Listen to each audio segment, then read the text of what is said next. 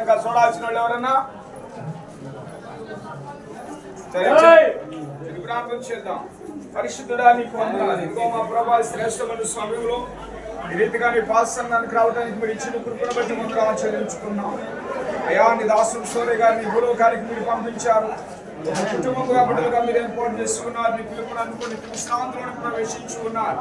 ఇదిగో మా ప్రభా నీ దాసుడు లేని లోటును కూడా కుటుంబంలో మీరు తెచ్చారు. మా ప్రభా తల్లిని బట్టి బిడ్డలను బట్టి బంధువులను బట్టి రక్త సంబంధికులను బట్టి ప్రార్థన చేస్తున్నాం.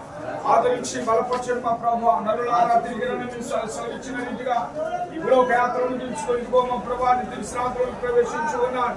రాసులు లేని లోటును కూడా కుటుంబం మీరు తెచ్చండి. ఈ అంతిమ యాత్రలో స్థాపన కార్యక్రమంలో మీరు తోడుగా ఉండి చక్కగా ఘనముగా మర్యాదగా జరగడానికి కృపను గ్రహించండి. అది అంతములు కూడా మీరే మహిమ ఘనత ప్రభావం పొందుకోమని యేసుక్రీస్తు శ్రేష్ఠ నామమును బట్టి ప్రార్థించి అడిగి పెట్టుకుంటున్నాం మా పరమ తండ్రి. ఆమేన్.